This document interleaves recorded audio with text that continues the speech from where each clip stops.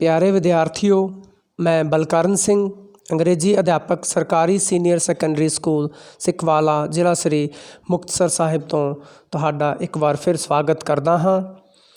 ਅੱਜ ਆਪਾਂ ਆਪਣੀ ਜਮਾਤ 7ਵੀਂ ਦੇ ਵਿਸ਼ਾ ਸਮਾਜਿਕ ਸਿੱਖਿਆ ਅਧੀਨ ਪਾਠ ਨੰਬਰ 12 ਦੱਖਣੀ ਭਾਰਤ ਵਿੱਚ ਰਾਜਨੀਤਿਕ ਪ੍ਰਗਤੀਆਂ ਦੀ ਦੁਹਰਾਈ ਕਰਾਂਗੇ। ਤੁਸੀਂ ਇਸ ਪਾਠ ਦਾ ਅਧਿਐਨ ਪਹਿਲਾਂ ਹੀ ਕਰ ਚੁੱਕੇ ਹੋ। ਅੱਜ ਆਪਾਂ ਇਸ ਸੰਪੂਰਨ ਪਾਠ ਦੀ ਦੁਹਰਾਈ ਕਰਾਂਗੇ। ਸਭ ਤੋਂ ਪਹਿਲਾਂ ਆਪਾਂ ਦੁਹਰਾਈ ਦੇ ਅਧੀਨ ਦੱਖਣੀ ਭਾਰਤ ਵਿੱਚ ਨਵੇਂ ਰਾਜਾਂ ਦੀ ਸਥਾਪਨਾ ਦਾ ਅਧਿਐਨ ਕਰਦੇ ਹਾਂ। ਮੱਧਕਾਲੀਨ ਕਾਲ ਦੌਰਾਨ ਉੱਤਰੀ ਭਾਰਤ ਵਾਂਗ ਦੱਖਣੀ ਭਾਰਤ ਵਿੱਚ ਬਹੁਤ ਸਾਰੇ ਰਾਜਪੂਤ ਰਾਜ ਸਥਾਪਿਤ ਹੋਏ ਸਨ। ਉਹਨਾਂ ਵਿੱਚੋਂ ਪੱਲਵ, ਪਾਂਡਿਆ ਅਤੇ ਚੋਲ ਰਾਜ ਬਹੁਤ ਸ਼ਕਤੀਸ਼ਾਲੀ ਸਨ, ਪਰੰਤੂ ਇਹ ਆਪੋ ਆਪਣੀ ਪ੍ਰਭੂਸੱਤਾ ਦੇ ਲਈ ਆਪਸ ਵਿੱਚ ਲੜਦੇ ਰਹਿੰਦੇ ਸਨ। ਆਓ ਸਭ ਤੋਂ ਪਹਿਲਾਂ ਆਪਾਂ ਪੱਲਵ ਸ਼ਾਸਕਾਂ ਬਾਰੇ ਜਾਣਦੇ ਹਾਂ। 5ਵੀਂ ਅਤੇ 6ਵੀਂ ਸਦੀ ਦੌਰਾਨ ਸਾਤਵਾਹਨਾਂ ਦਾ ਪਤਨ ਹੋਇਆ, ਜਿਸ ਤੋਂ ਬਾਅਦ ਪੱਲਵ ਸ਼ਕਤੀਸ਼ਾਲੀ ਸ਼ਾਸਕ ਬਣ ਗਏ ਸਨ। ਇਹਨਾਂ ਦੇ ਪ੍ਰਮੁੱਖ ਸ਼ਾਸਕਾਂ ਵਿੱਚ ਮਹਿੰਦਰ ਵਰਮਨ ਪਹਿਲਾ ਅਤੇ ਨਰਸਿੰਘ ਵਰਮਨ ਪਹਿਲਾ ਦਾ ਨਾਮ ਆਉਂਦਾ ਹੈ। ਇਹਨਾਂ ਦੀ ਰਾਜਧਾਨੀ ਕਾਂਚੀ ਸੀ। ਇਸ ਦੇ ਇਲਾਵਾ ਪੱਲਵ ਸ਼ਾਸਕਾਂ ਨੇ ਕਲਾ ਅਤੇ ਭਵਨ ਉਸਾਰੀ ਨੂੰ ਵੀ ਸਰਪ੍ਰਸਤੀ ਦਿੱਤੀ। ਉਹਨਾਂ ਨੇ ਮਹਾਬਲੀਪੁਰਮ ਵਿਖੇ ਸ਼ੋਰ ਮੰਦਰ ਅਤੇ ਰਥ ਮੰਦਰ ਬਣਾਏ ਅਤੇ ਕਾਂਚੀਪੁਰਮ ਵਿਖੇ ਕੈਲਾਸ਼ਨਾਥ ਮੰਦਰ ਵੀ ਬਣਾਇਆ। ਪਰੰਤੂ 9ਵੀਂ ਸਦੀ ਵਿੱਚ ਚੋਲ ਸ਼ਾਸਕਾਂ ਨੇ ਪੱਲਵਾਂ ਨੂੰ ਹਰਾ ਦਿੱਤਾ ਅਤੇ ਪੱਲਵ ਵੰਸ਼ ਦਾ ਪਤਨ ਹੋ ਗਿਆ। ਪੱਲਵਾਂ ਤੋਂ ਬਾਅਦ ਆਓ ਹੁਣ ਆਪਾਂ ਪਾਂਡਿਆ ਸ਼ਾਸਕਾਂ ਬਾਰੇ ਦੁਹਰਾਈ ਕਰਦੇ ਹਾਂ। ਮੱਧਕਾਲੀਨ ਯੁੱਗ ਦੌਰਾਨ ਪਾਂਡਿਆ ਰਾਜ ਤਾਮਿਲਨਾਡੂ ਦੇ ਦੱਖਣੀ ਭਾਗਾਂ ਵਿੱਚ ਸਥਾਪਿਤ ਸੀ। ਇਸ ਰਾਜ ਦੀ ਰਾਜਧਾਨੀ ਨੂੰ ਮਦੁਰਾਈ ਜਾਂ ਮਦੁਰਾ ਕਿਹਾ ਜਾਂਦਾ ਸੀ। ਇਹ ਸਿੱਖਿਆ ਦਾ ਇੱਕ ਮਹੱਤਵਪੂਰਨ ਕੇਂਦਰ ਸੀ। ਮਾਰਕੋ ਪੋਲੋ ਨੇ ਪਾਂਡਿਆ ਰਾਜ ਦੀ ਯਾਤਰਾ ਕੀਤੀ ਅਤੇ ਇੱਕ ਬਿਰਤਾਂਤ ਲਿਖਿਆ। 14ਵੀਂ ਸਦੀ ਵਿੱਚ ਪਾਂਡਿਆ ਰਾਜ ਦਾ ਵੀ ਪਤਨ ਹੋ ਗਿਆ।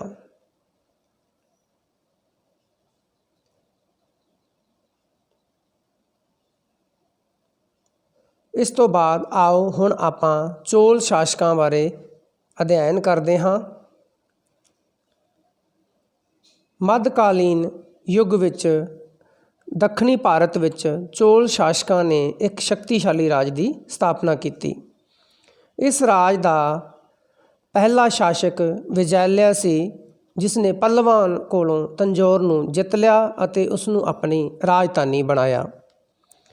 ਪ੍ਰਾਂਤਕ ਪਹਿਲਾ ਚੋਲ ਰਾਜ ਦਾ ਇੱਕ ਸ਼ਕਤੀਸ਼ਾਲੀ ਸ਼ਾਸਕ ਸੀ। ਉਸਨੇ ਪਾਂਡਿਆ ਸ਼ਾਸਕ ਨੂੰ ਹਰਾ ਕੇ ਉਸ ਦੀ ਰਾਜਧਾਨੀ ਮਦੁਰਾ 'ਤੇ ਕਬਜ਼ਾ ਕਰ ਲਿਆ। ਉਹ ਬਾਅਦ ਵਿੱਚ 949 ਈਸਵੀ ਵਿੱਚ ਤਕੋਲਮ ਦੀ ਲੜਾਈ ਵਿੱਚ ਰਾਸ਼ਟਰਕੂਟ ਸ਼ਾਸਕ ਕ੍ਰਿਸ਼ਨ ਤੀਜੇ ਤੋਂ ਹਾਰ ਗਿਆ।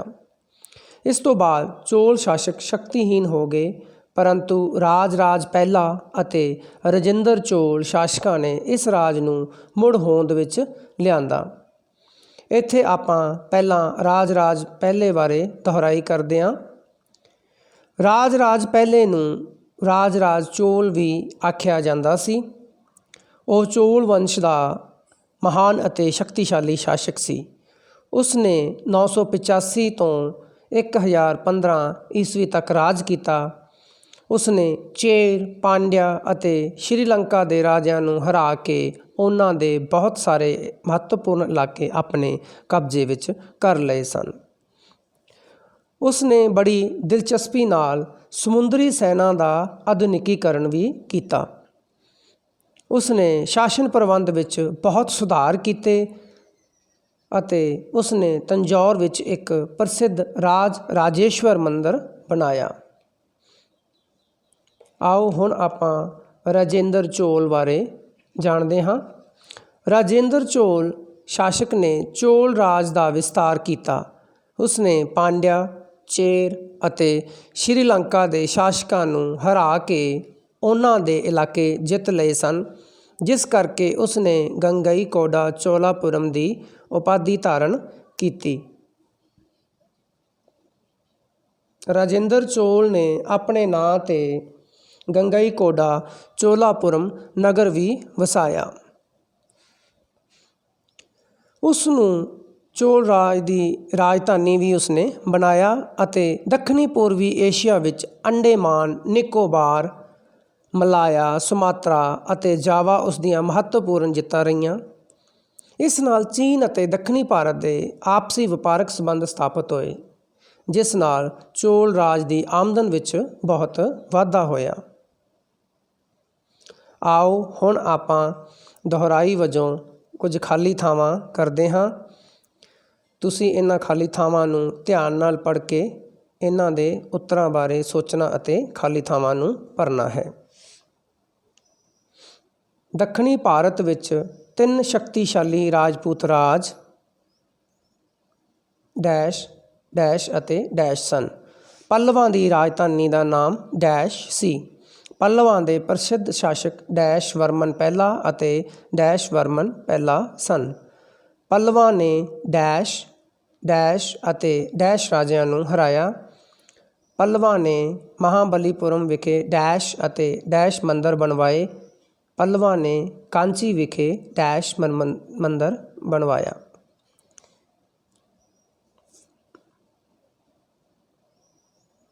ਆਓ ਹੁਣ ਆਪਾਂ ਇਹਨਾਂ ਖਾਲੀ ਸਥਾਨਾਂ ਦੇ ਸਹੀ ਉੱਤਰ ਜਾਣਦੇ ਹਾਂ। ਦੱਖਣੀ ਭਾਰਤ ਵਿੱਚ 3 ਸ਼ਕਤੀਸ਼ਾਲੀ ਰਾਜਪੂਤ ਰਾਜ ਪੱਲਵ, ਪਾਂਡਿਆ ਅਤੇ ਚੋਲ ਸਨ। ਪੱਲਵਾਂ ਦੀ ਰਾਜਧਾਨੀ ਦਾ ਨਾਮ ਕਾਂਚੀ ਸੀ। ਪੱਲਵਾਂ ਦੇ ਪ੍ਰਸਿੱਧ ਸ਼ਾਸਕ ਮਹਿੰਦਰ ਵਰਮਨ ਪਹਿਲਾ ਅਤੇ ਨਰਸਿੰਘ ਵਰਮਨ ਪਹਿਲਾ ਸਨ। ਪੱਲਵਾਂ ਨੇ ਚੋਲ, ਚੇਰ ਅਤੇ ਪਾਂਡਿਆ ਰਾਜਿਆਂ ਨੂੰ ਹਰਾਇਆ। ਪੱਲਵਾਂ ਨੇ ਮਹਾਬਲੀਪੁਰਮ ਵਿਖੇ ਸ਼ੋਰ ਅਤੇ ਰਥ ਮੰਦਰ ਬਣਵਾਏ। ਅਤੇ ਆਖਰੀ ਖਾਲੀ ਸਥਾਨ ਪੱਲਵਾਂ ਨੇ ਕਾਂਚੀ ਵਿਖੇ ਕੈਲਾਸ਼ਨਾਥ ਮੰਦਰ ਬਣਾਇਆ। ਹੁਣ ਤੁਸੀਂ ਵਿਦਿਆਰਥੀਓ ਦਿੱਤੇ ਹੋਏ ਵਿਕਲਪਾਂ ਦੇ ਵਿੱਚੋਂ ਸਹੀ ਉੱਤਰ ਦੀ ਚੋਣ ਕਰਨੀ ਹੈ। ਤੁਹਾਡੇ ਸਾਹਮਣੇ ਕੁਝ ਪ੍ਰਸ਼ਨ ਦਿੱਤੇ ਗਏ ਹਨ ਅਤੇ ਇਹਨਾਂ ਦੇ ਵਿਕਲਪ ਦਿੱਤੇ ਹੋਏ ਹਨ। ਇਹਨਾਂ 3 ਵਿਕਲਪਾਂ ਵਿੱਚੋਂ ਤੁਸੀਂ ਇੱਕ ਸਹੀ ਵਿਕਲਪ ਨੂੰ ਚੁਣਨਾ ਹੈ।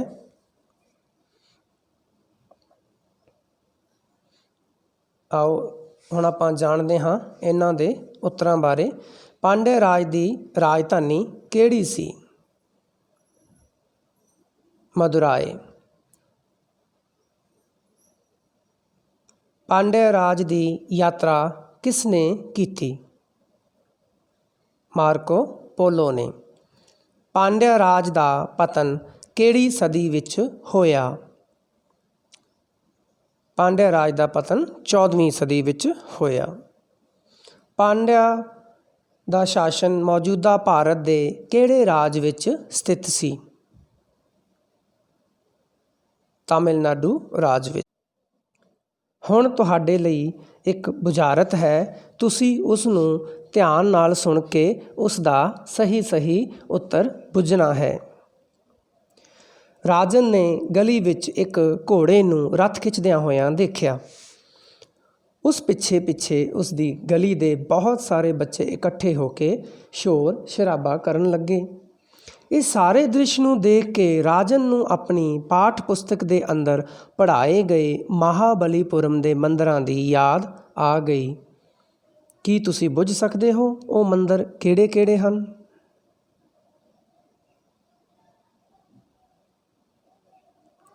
ਆਓ ਇਸ ਦਾ ਸਹੀ ਉੱਤਰ ਜਾਣਦੇ ਹਾਂ।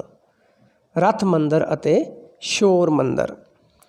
ਬੁਝਾਰਤ ਦੇ ਵਿੱਚ ਰਥ ਅਤੇ ਸ਼ੋਰ 2 ਹਿੰਟ ਸਨ ਜਿਨ੍ਹਾਂ ਤੋਂ ਤੁਸੀਂ ਅੰਦਾਜ਼ਾ ਲਗਾ ਸਕਦੇ ਸੀ।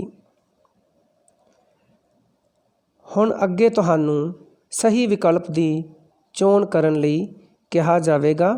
ਤੁਸੀਂ ਪ੍ਰਸ਼ਨਾਂ ਨੂੰ ਪੜ੍ਹ ਕੇ ਸੁਣ ਕੇ ਫਿਰ ਉਹਨਾਂ ਦੇ ਵਿਕਲਪਾਂ ਬਾਰੇ ਜਾਣ ਕੇ ਉਹਨਾਂ ਵਿਕਲਪਾਂ ਵਿੱਚੋਂ ਸਹੀ ਵਿਕਲਪ ਨੂੰ ਚੁਣਨਾ ਹੈ ਜੋ ਉਸ ਪ੍ਰਸ਼ਨ ਦਾ ਸਹੀ ਉੱਤਰ ਹੋਵੇ। ਚੋਲ ਸ਼ਾਸਕਾਂ ਦੇ ਸਮੇਂ ਸਮੁੰਦਰੀ ਸ਼ਕਤੀ ਦਾ ਆਧੁਨਿਕੀਕਰਨ ਕੀਤਾ ਗਿਆ ਸੀ। ਕੀ ਤੁਸੀਂ ਦੱਸ ਸਕਦੇ ਹੋ ਹੇਠ ਦਿੱਤੇ ਵਿਕਲਪਾਂ ਵਿੱਚੋਂ ਕਿਸ ਸ਼ਾਸਕ ਨੇ ਇਹ ਕੀਤਾ ਸੀ? ਪਹਿਲਾ ਵਿਕਲਪ ਹੈ ਮਾਰਕੋ ਪੋਲੋ, ਦੂਜਾ ਵਿਕਲਪ ਹੈ ਰਾਜ ਰਾਜ ਪਹਿਲਾ ਅਤੇ ਤੀਸਰਾ ਵਿਕਲਪ ਹੈ ਮਹਿੰਦਰ ਵਰਮਨ।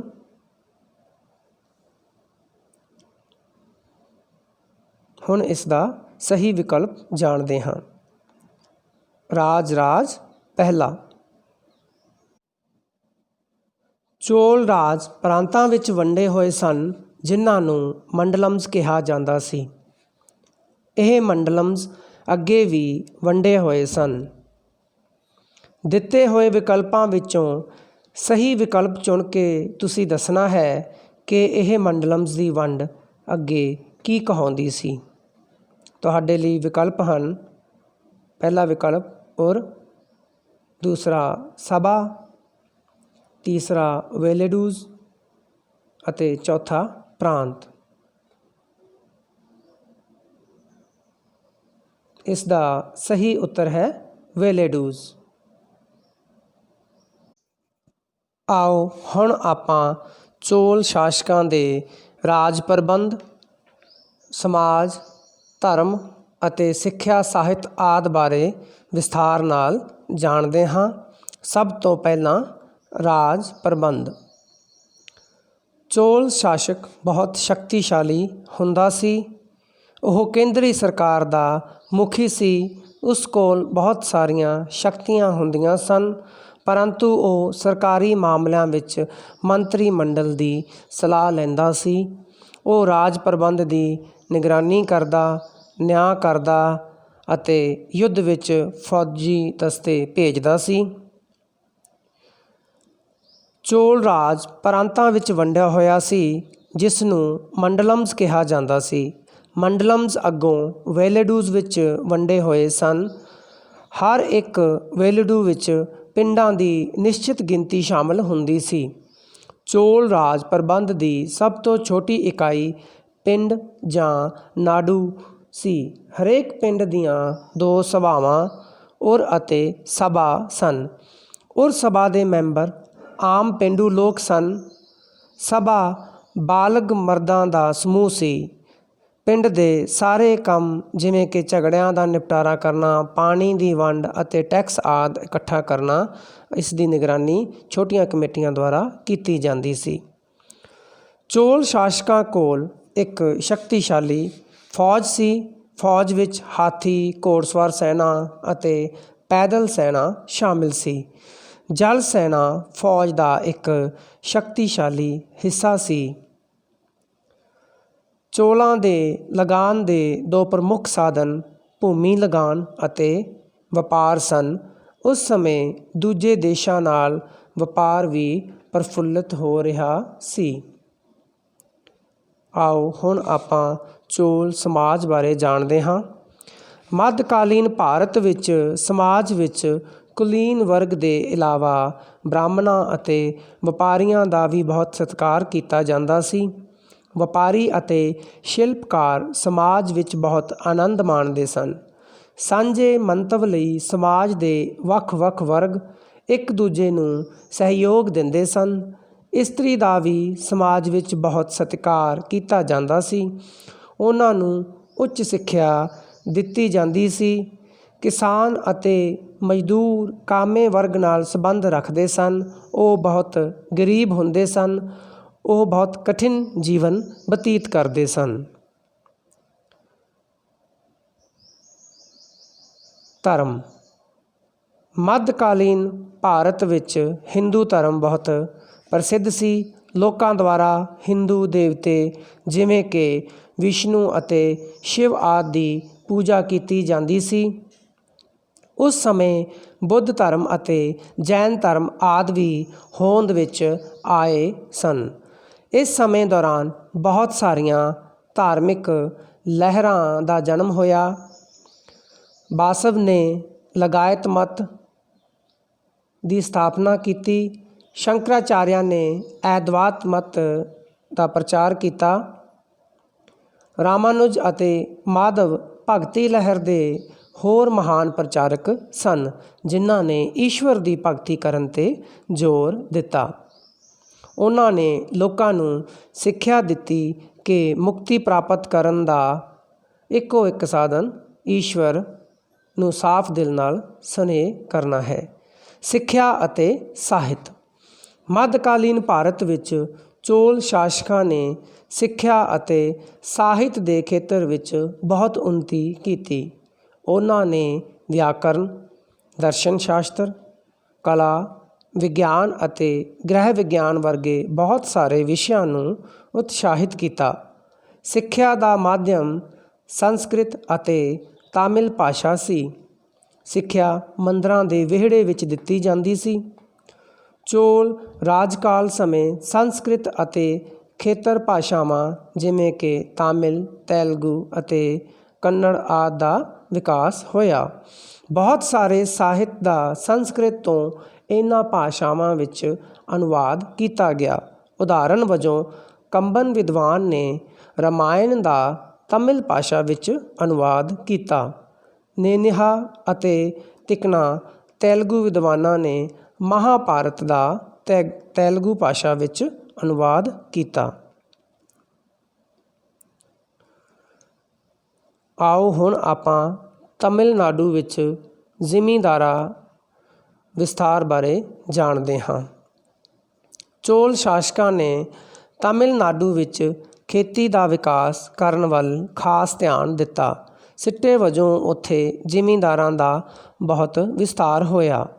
ਚੋਲ ਸ਼ਾਸਕਾਂ ਨੇ ਸਿੰਜਾਈ ਪ੍ਰਬੰਧ ਵੱਲ ਵੀ ਖਾਸ ਧਿਆਨ ਦਿੱਤਾ।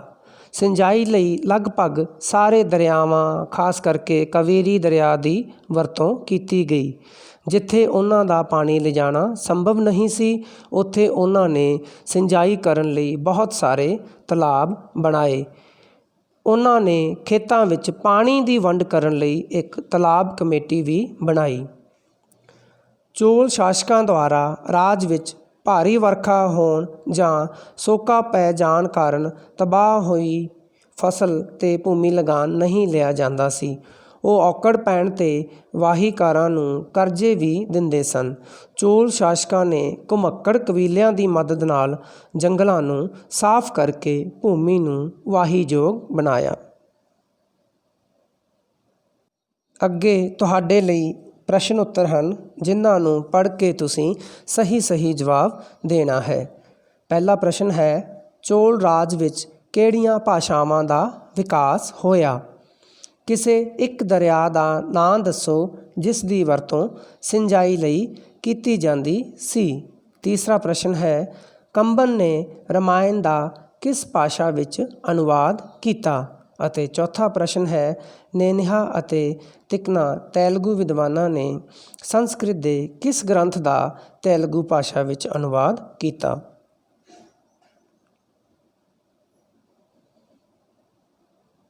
ਆਓ ਇਹਨਾਂ ਦੇ ਸਹੀ ਉੱਤਰ ਜਾਣਦੇ ਹਾਂ। ਚੋਲ ਰਾਜ ਵਿੱਚ ਕਿਹੜੀਆਂ ਭਾਸ਼ਾਵਾਂ ਦਾ ਵਿਕਾਸ ਹੋਇਆ? ਸੰਸਕ੍ਰਿਤ, ਤਾਮਿਲ, ਤੇਲਗੂ ਅਤੇ ਕੰਨੜ। ਕਿਸੇ ਇੱਕ ਦਰਿਆ ਦਾ ਨਾਂ ਦੱਸੋ ਜਿਸ ਦੀ ਵਰਤੋਂ ਸਿੰਜਾਈ ਲਈ ਕੀਤੀ ਜਾਂਦੀ ਸੀ। ਕਾਵੇਰੀ। ਕੰਬਨ ਨੇ ਰਾਮਾਇਣ ਦਾ ਕਿਸ ਭਾਸ਼ਾ ਵਿੱਚ ਅਨੁਵਾਦ ਕੀਤਾ? ਤਾਮਿਲ। ਨੇਨਿਹਾ ਅਤੇ ਤਿਕਨਾ ਤੇਲਗੂ ਵਿਦਵਾਨਾਂ ਨੇ ਸੰਸਕ੍ਰਿਤ ਦੇ ਕਿਸ ਗ੍ਰੰਥ ਦਾ ਤੇਲਗੂ ਭਾਸ਼ਾ ਵਿੱਚ ਅਨੁਵਾਦ ਕੀਤਾ? ਮਹਾਭਾਰਤ। ਅੱਗੇ ਤੁਹਾਡੇ ਲਈ ਕੁਝ ਕਥਨ ਦਿੱਤੇ ਗਏ ਹਨ ਜਿਨ੍ਹਾਂ ਨੂੰ ਤੁਸੀਂ ਪੜ੍ਹ ਕੇ ਜਵਾਬ ਦੇਣਾ ਹੈ ਕਿ ਉਹ ਕਥਨ ਸਹੀ ਹਨ ਜਾਂ ਗਲਤ। ਚੋਲ ਸਮਾਜ ਵਿੱਚ ਕੁਲੀਨ ਵਰਗ, ਬ੍ਰਾਹਮਣ ਅਤੇ ਵਪਾਰੀਆਂ ਦਾ ਬਹੁਤ ਸਤਿਕਾਰ ਕੀਤਾ ਜਾਂਦਾ ਸੀ। ਇਹ ਕਥਨ ਸਹੀ ਹੈ। ਚੋਲ ਸ਼ਾਸਨ ਦੌਰਾਨ ਸ਼ਿਲਪਕਾਰ ਬਹੁਤ ਗਰੀਬ ਸਨ। ਇਹ ਕਥਨ ਗਲਤ ਹੈ। ਚੋਲ ਸ਼ਾਸਨ ਦੌਰਾਨ ਕਿਸਾਨ ਅਤੇ ਮਜ਼ਦੂਰ ਬਹੁਤ ਗਰੀਬ ਹੁੰਦੇ ਸਨ। ਇਹ ਕਥਨ ਸਹੀ ਹੈ। ਚੋਲ ਸ਼ਾਸਨ ਵਿੱਚ ਸਮਾਜ ਦੇ ਵੱਖ-ਵੱਖ ਵਰਗ ਸਾਂਝੇ ਕੰਮਾਂ ਲਈ ਇੱਕ ਦੂਜੇ ਨੂੰ ਸਹਿਯੋਗ ਨਹੀਂ ਦਿੰਦੇ ਸਨ। ਇਹ ਕਥਨ ਗਲਤ ਹੈ।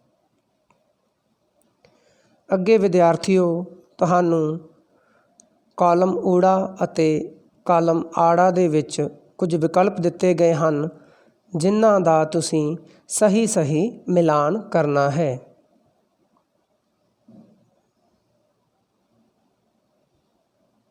बासव, लिंगायत मत, शंकराचार्य अद्वैत मत, रामानुज भगती लहर, कैलाशनाथ मंदिर कांची, रथ मंदिर महाबलीपुरम ਅਤੇ ਰਾਜ ਰਾਜੇਸ਼ਵਰ ਮੰਦਰ ਤੰਜੌਰ।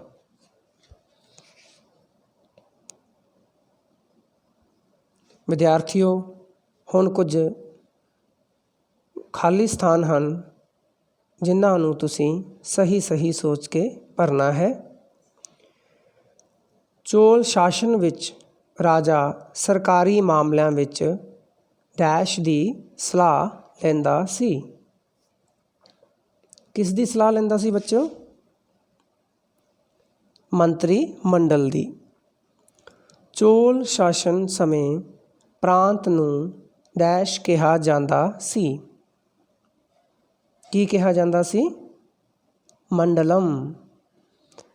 ਹਰ ਪ੍ਰਾਂਤ ਨੂੰ ਅੱਗੋਂ ਡੈਸ਼ ਵਿੱਚ ਵੰਡਿਆ ਗਿਆ ਸੀ। ਕਾਹਦੇ ਵਿੱਚ ਵੰਡਿਆ ਗਿਆ ਸੀ? ਵੇਲਡੂ ਵਿੱਚ। ਚੋਲ ਰਾਜ ਪ੍ਰਬੰਧ ਦੀ ਸਭ ਤੋਂ ਛੋਟੀ ਇਕਾਈ ਪਿੰਡ ਜਾਂ ਡੈਸ਼ ਸੀ। ਨਾਡੂ ਸੀ। ਸਾਰੇ ਹੀ ਆਮ ਪੇਂਡੂ ਲੋਕਾਂ ਦੇ ਇਕੱਠ ਨੂੰ ਡੈਸ਼ ਕਿਹਾ ਜਾਂਦਾ ਸੀ। ਕੀ ਕਿਹਾ ਜਾਂਦਾ ਸੀ?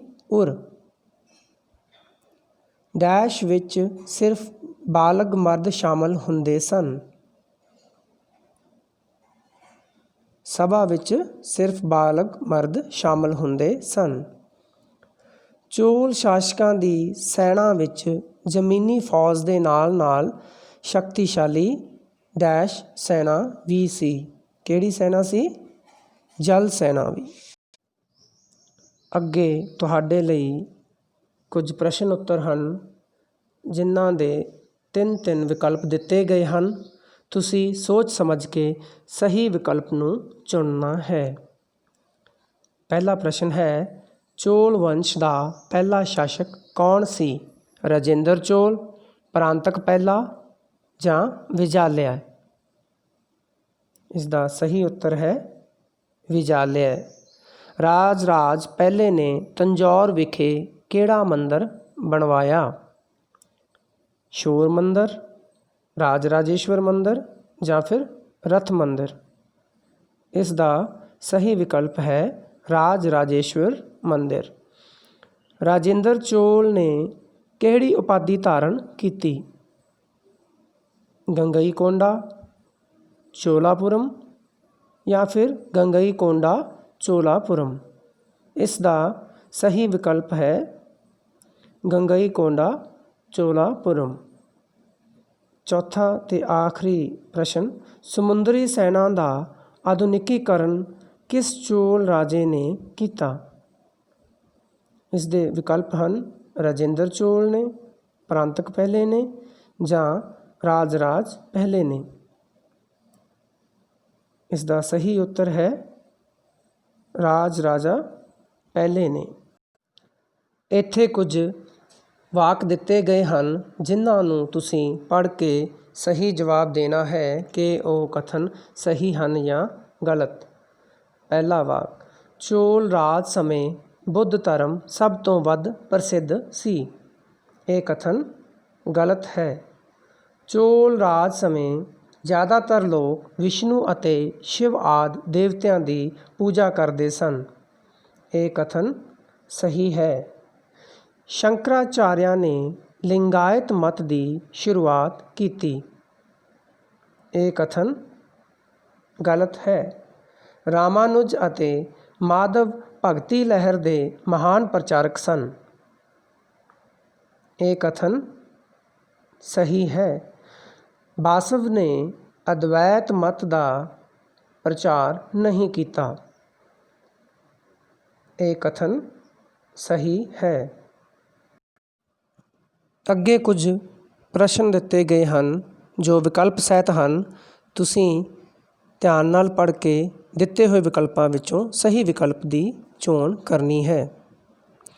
ਮੱਧਕਾਲੀਨ ਭਾਰਤ ਵਿੱਚ ਬਹੁਤ ਸਾਰੀਆਂ ਧਾਰਮਿਕ ਲਹਿਰਾਂ ਦਾ ਜਨਮ ਹੋਇਆ, ਜਿਨ੍ਹਾਂ ਵਿੱਚੋਂ ਇੱਕ ਸੀ ਲਿੰਗਾਇਤ ਮਤ। ਤੁਸੀਂ ਇਸ ਦੇ ਸੰਸਥਾਪਕ ਦਾ ਨਾਮ ਦਿੱਤੇ ਹੋਏ ਵਿਕਲਪਾਂ ਵਿੱਚੋਂ ਸਹੀ ਚੁਣਨਾ ਹੈ।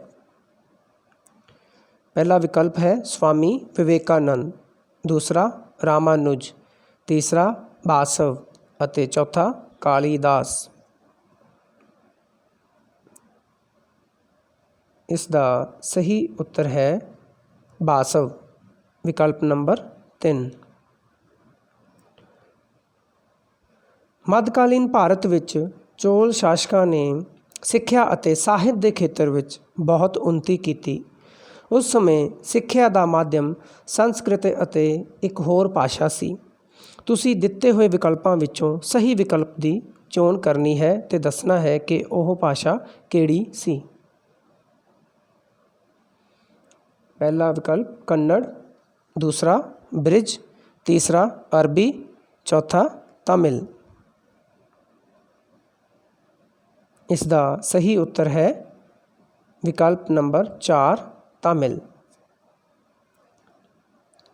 ਬਹੁਤ ਸਾਰੇ ਸਾਹਿਤ ਦਾ ਸੰਸਕ੍ਰਿਤ ਤੋਂ ਤਾਮਿਲ, ਤੇਲਗੂ ਅਤੇ ਕੰਨੜ ਆਦਿ ਭਾਸ਼ਾਵਾਂ ਵਿੱਚ ਅਨੁਵਾਦ ਕੀਤਾ ਗਿਆ। ਕੰਬਨ ਨਾਂ ਦੇ ਵਿਦਵਾਨ ਨੇ ਤਾਮਿਲ ਭਾਸ਼ਾ ਵਿੱਚ ਇੱਕ ਗ੍ਰੰਥ ਦਾ ਅਨੁਵਾਦ ਕੀਤਾ ਸੀ। ਤੁਸੀਂ ਦਿੱਤੇ ਹੋਏ ਵਿਕਲਪਾਂ ਵਿੱਚੋਂ ਉਸ ਗ੍ਰੰਥ ਦਾ ਸਹੀ ਨਾਮ ਚੁਣਨਾ ਹੈ। ਮਹਾਭਾਰਤ, ਰਾਮਾਇਣ, ਅਰਥਸ਼ਾਸਤਰ ਜਾਂ ਪੰਚਤੰਤਰ। ਇਸ ਦਾ ਸਹੀ ਉੱਤਰ ਹੈ ਰਾਮਾਇਣ। ਚੋਲ ਸ਼ਾਸਕਾਂ ਨੇ ਸਿੰਜਾਈ ਪ੍ਰਬੰਧ ਵੱਲ ਵੀ ਖਾਸ ਧਿਆਨ ਦਿੱਤਾ ਸੀ। ਜਿੱਥੇ ਪਾਣੀ ਲਿਜਾਣਾ ਸੰਭਵ ਨਹੀਂ ਸੀ, ਉੱਥੇ ਉਹਨਾਂ ਨੇ ਸਿੰਜਾਈ ਕਰਨ ਲਈ ਹੇਠ ਦਿੱਤੇ ਵਿਕਲਪਾਂ ਵਿੱਚੋਂ ਕਿਸ ਸਾਧਨ ਦੀ ਵਰਤੋਂ ਕੀਤੀ?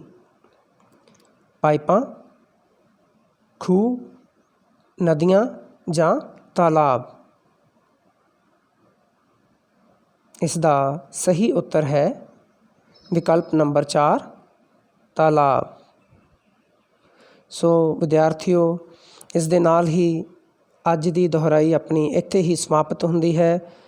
ਜਲਦੀ ਹੀ ਤੁਹਾਡੇ ਨਾਲ ਹੋਰ ਪਾਠ ਲੈ ਕੇ ਛੇਤੀ ਹੀ ਮੁਲਾਕਾਤ ਹੋਵੇਗੀ। ਤਦ ਤੱਕ ਲਈ ਧੰਨਵਾਦ।